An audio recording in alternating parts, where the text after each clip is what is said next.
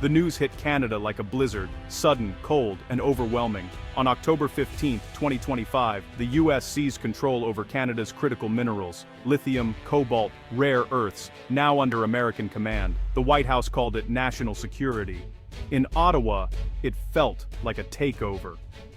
U.S. agents arrived, shifting oversight to a U.S. Canada directorate. Canada would mine. America would decide the destination. President Trump declared victory, barely mentioning Canada. The border felt like a dividing line between master and servant. For Canadians, the fear of American control was now real. Maps of seized regions flashed across TV screens. 70% of Canada's reserves were under U.S. control. Canada's resource wealth was locked away by its neighbor. The shockwaves rattled Parliament and the national psyche.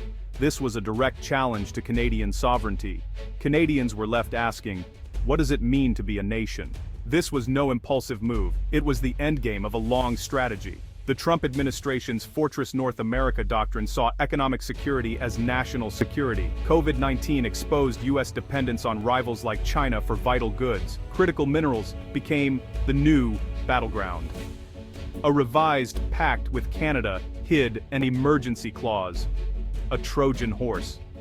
Washington saw Canada as a resource depot, not a sovereign equal. The cost? Canadian control, sacrificed for American security. The economic fallout was immediate and brutal. The Toronto Stock Exchange plunged, mining stocks tanked, investors fled, seeing Canadian firms as mere contractors for Washington. International capital dried up. Who would invest when the U.S. set the rules? The Canadian dollar nosedived, reflecting a collapse in confidence. Canada's dream of being a clean energy superpower evaporated. Now, it would simply supply raw materials for America's green transition. High-value industries and jobs would move south. Mark Carney, former Bank of Canada governor, called it economic annexation. Billions in planned investments for battery plants and processing facilities were suddenly at risk. Why build in Canada when the U.S. controlled the minerals? Carney warned the GDP loss could reach trillions over decades. Canada was reduced to selling raw ore at U.S. set prices, losing out on the real value. The difference between selling logs and finished furniture, Canada was back to selling logs.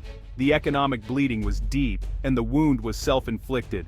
There was no easy way to stop it. Mark Carney became the face of Canadian resistance. Using his global reputation, he launched a fierce critique of the U.S. move, calling it a betrayal of every treaty and alliance. Carney reframed the crisis as a global issue, warning that if America could do this to Canada, no country was safe.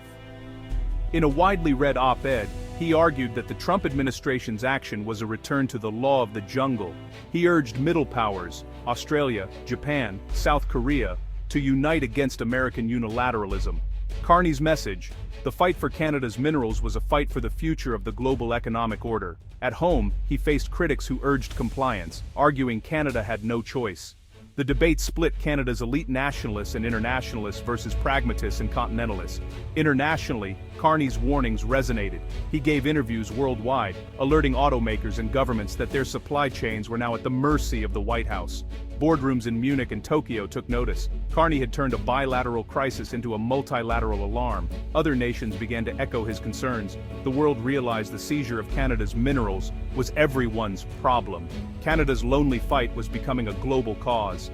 The U.S. seizure sent shockwaves through global supply chains. For decades, production was global. Now the U.S. had a chokehold on key minerals. Manufacturers in Europe and Asia, already wary of China, now faced a new dependency on America. The EU protested, Japan and South Korea demanded answers, and automakers feared U.S. leverage over their factories. China, ironically, watched with satisfaction, calling out U.S. hypocrisy.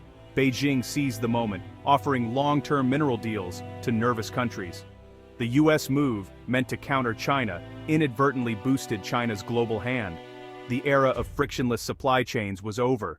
Resource nationalism surged, countries scrambled to secure their own supplies. The EU fast-tracked mining in Europe, Australia deepened ties with Japan and India. The world fractured into competing economic blocs, each centered on a resource-rich power.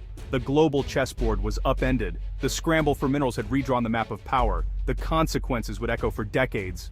Canada scrambled to respond. First, it launched a legal challenge at the WTO and explored options under the Security Pact. The legal fight would be long and uncertain, but it signaled defiance. Diplomatically, Ottawa's leaders toured the globe, urging allies to form a critical minerals alliance to counter both U.S. and Chinese dominance. The goal: build a coalition for open, reliable supply chains. Domestically, Canada created a National Resource Sovereignty Fund to support mining firms, develop new deposits, and invest in processing technology. The aim: build a parallel Canadian-controlled supply chain. It would take years, but it was a crucial step toward economic independence. Quietly, Canada also opened back-channel talks with Washington, seeking compromise. Publicly defiant, privately pragmatic, Canadian diplomats argued that a secure North American supply chain needed a strong, willing Canada. They pushed for more Canadian input in the new directorate. The negotiations were tough, a small nation facing a giant, but Canada had to try.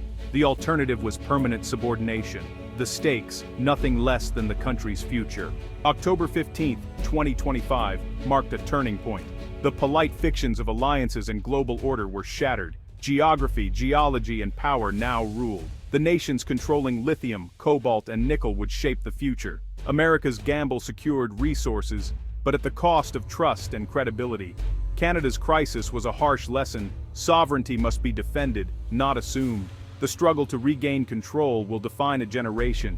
Canada must become more strategic, assertive, and resilient. The age of innocence is over. The age of struggle has begun. This is more than a Canada-US story. It's a warning to the world. The green transition is a geopolitical battle.